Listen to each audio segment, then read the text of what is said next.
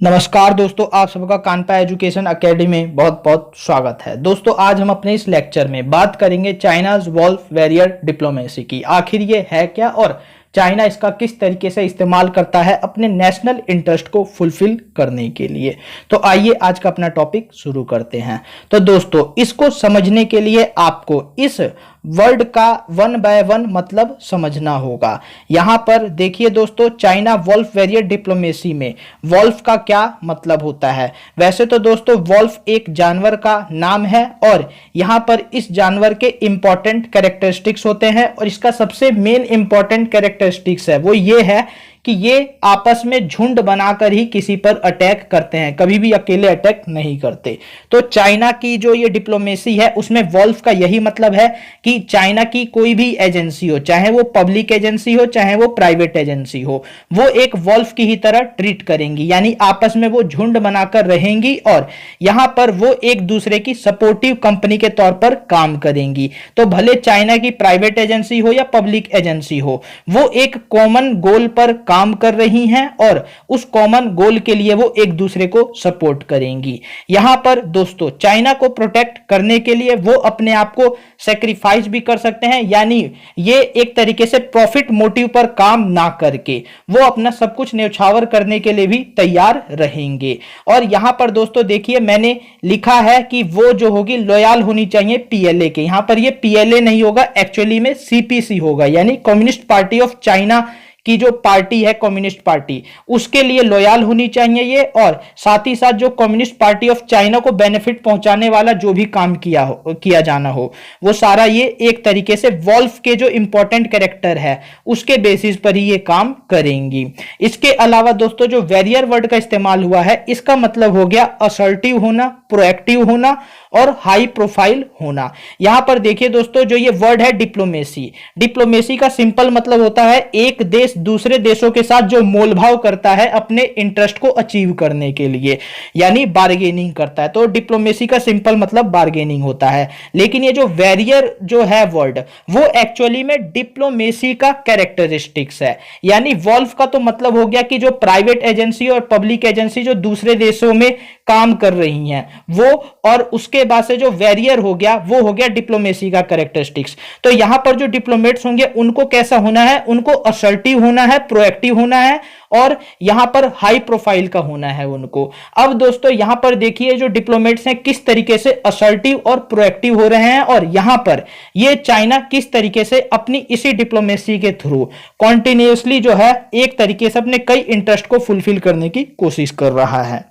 दोस्तों इसको समझने के लिए आपको रिसेंट में हुए कुछ इंसिडेंट पर फोकस करना होगा। जैसे कि दोस्तों चाइना ने इंडोनेशिया के फिशिंग फ्लीट्स को भगा दिया और जो इंडोनेशिया का सी है उसके रिसोर्सेज पर अपना खुद का अधिकार वो बताने लगा और यहां पर इंडोनेशियन गवर्नमेंट खुद पीछे हट गई।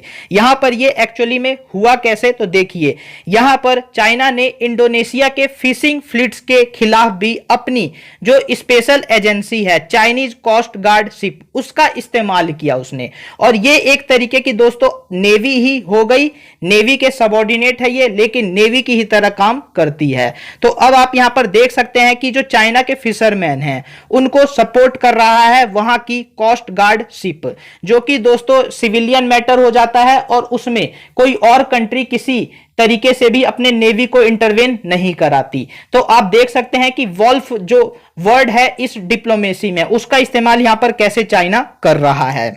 इसके अलावा दोस्तों आप यहां पर इंडिया के केस से भी समझ सकते हैं। यहां पर देखिए नेवी ने चाइना के फिशिंग ट्रॉलर्स को इंडियन ओशन में पाया। यह एक काफी अजीब इंसिडेंट है दोस्तों। यहां पर मैं बता रहा हूं ऐसा क्यों, क्योंकि देखिए जो दूसरे देशों के फिशरमैन हैं वो एक्चुअली अपने इकोनॉमिक एक्सक्लूसिव जोन में ही मछली पकड़ते हैं, लेकिन चाइना के फिशरमैन को देखिए आप, वो अपना सारा इकोनॉमिक एक्सक्लूसिव जोन छोड़ के साउथ चाइना सी छोड़ के इंडियन ओशन में आ रहे हैं मछली पकड़ने। और यहां पर दोस्तों मछली पकड़ने वो आए हैं तो क्लियरली वहां पर जो उसकी नेवी है उसका सपोर्ट उसको जरूर मिल रहा होगा, तभी एक्चुअली वो यहां पर ऐसे आ सकते हैं। ऐसे कोई भी फिशरमैन किसी दूसरे देश के समुद्र में जाकर वहां पर इस तरीके की हरकत करने की कोशिश नहीं करेगा। इसका एक दूसरा कारण भी है दोस्तों, कोई भी इतनी दूर जाकर मछली पकड़ने की कोशिश नहीं करेगा क्योंकि मछली तो उसको उतने ही दाम में बेचनी है। तो यहां पर देखिए प्रॉफिट में तो वो रहेगा नहीं और उसका कॉस्ट काफी ज्यादा लग जाएगा अगर वो ज्यादा दूर तक जाता है मछली पकड़ने। तो आप दोस्तों समझ सकते हैं कि यहां पर प्रॉफिटेबिलिटी को भी कंसीडर नहीं करते चाइनीज फिशरमैन, क्योंकि जो वहां की कम्युनिस्ट पार्टी ऑफ चाइना है वो ऐसा चाहती है। इसीलिए प्रॉफिटेबिलिटी को भी साइड रखो, बस जो यहां पर पार्टी का इंटरेस्ट है, जो ऑब्जेक्टिव है, उसको पूरा करने में लगे रहो। अब दोस्तों मैं आपको कुछ वॉरियर डिप्लोमेसी के एग्जाम्पल देने जा रहा हूं।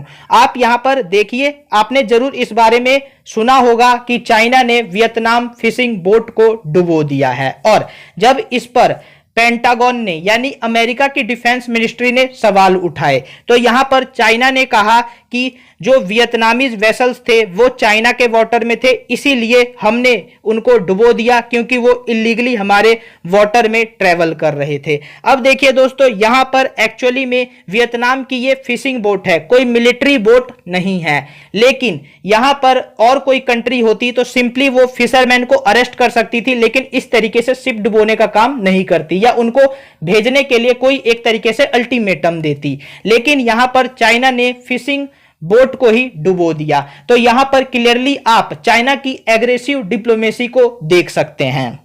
इसके अलावा दोस्तों मैं आपको इसका एक और एग्जाम्पल देता हूं। देखिए दोस्तों, जब कोरोना वायरस का दौर रहा तो इस दौरान चाइना ने काफी सारे जो मास्क हैं और दूसरे प्रोटेक्टिव गाउन्स हैं यानी पीपीई किट्स हैं वो काफी देशों को उसने भेजा। इसके अलावा वेंटिलेटर्स भी एक्सपोर्ट किए, लेकिन दोस्तों वो सब अच्छी क्वालिटी के नहीं थे और उन कंट्रीज ने इसकी शिकायत चाइना से की।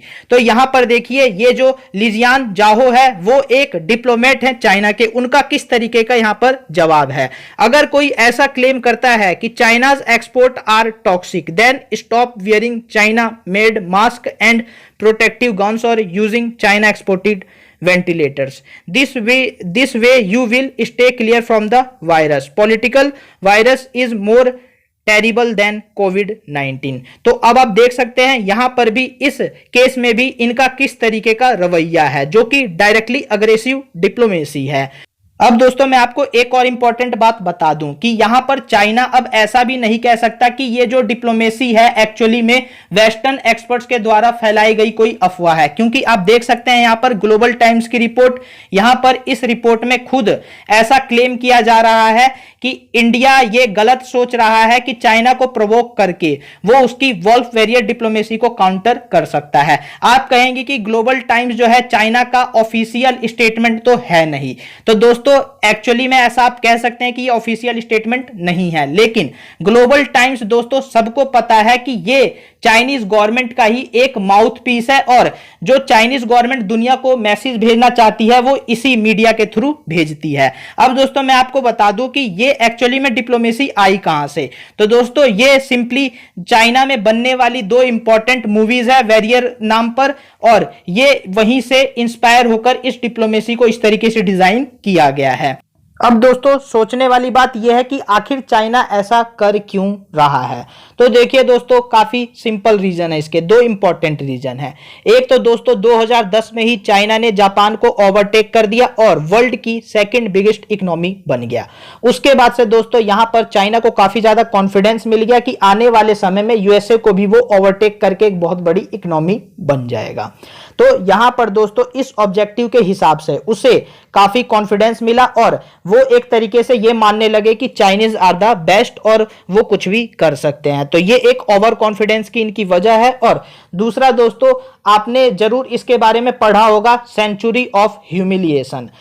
दोस्तों सेंचुरी ऑफ ह्यूमिलिएशन चाइना की हिस्ट्री में एक ऐसा फेस है जहां पर चाइनीज के साथ काफी ज्यादा एक तरीके से गलत हुआ है, उनका बहुत ज्यादा एक्सप्लॉयटेशन हुआ और फॉरेन फोर्सेस ने उनकी जमीनों पर कब्जा किया, उन पर अटैक किया और एक तरीके से उनको काफी परेशान किया। तो दोस्तों यहां पर चाइना एक तरीके से रिवेंज लेना चाहता है और यहां पर इस सेंचुरी ऑफ ह्यूमिलिएशन के बारे में चाइनीज यंग जनरेशन को पढ़ाया जाता है और उस हिसाब से उनका माइंड सेट किया जाता है। तो यहां पर दोस्तों एक तरीके से जो पाकिस्तान करता है इस्लामिक रेडिकल फोर्सेस को बढ़ावा देकर अपने यहां सेम चाइना भी कुछ ऐसा ही करता है, इस सेंचुरी ऑफ ह्यूमिलिएशन को पढ़ाकर अपने देश में यंग जनरेशन के साथ। जबकि यहां पर इंडिया के साथ भी बहुत कुछ ऐसा हुआ है। और आप देखेंगे सेंचुरी ऑफ ह्यूमिलिएशन क्या, सेंचुरी ऑफ थाउजेंड्स ईयर, यहां पर आप इंडिया के केस में ऐसा स्टडी कर सकते हैं। तो दोस्तों यहां पर इंडिया तो ऐसी हरकत नहीं कर रहा चाइना जैसी, तो खुद यहां पर चाइना को भी इस बात को समझना चाहिए और पीस को यहां पर प्रमोट करने की उसको भी कोशिश करनी चाहिए इंडिया की तरह। दोस्तों अगर आप हमें कोई भी टॉपिक सजेस्ट करना चाहते हैं जिस पर हम वीडियो बनाएं तो आप कमेंट सेक्शन में हमें बता सकते हैं। इसके अलावा दोस्तों आप हमें मॉनेटरी सपोर्ट भी कर सकते हैं। हमारा यूपीआई आईडी है kanpaeducation@ybl और आप इनमें से किसी भी टूल का इस्तेमाल करके इस पर पेमेंट कर सकते हैं और ये पेमेंट आप अपनी इच्छा के अकॉर्डिंग जितना चाहें उतना कर सकते हैं।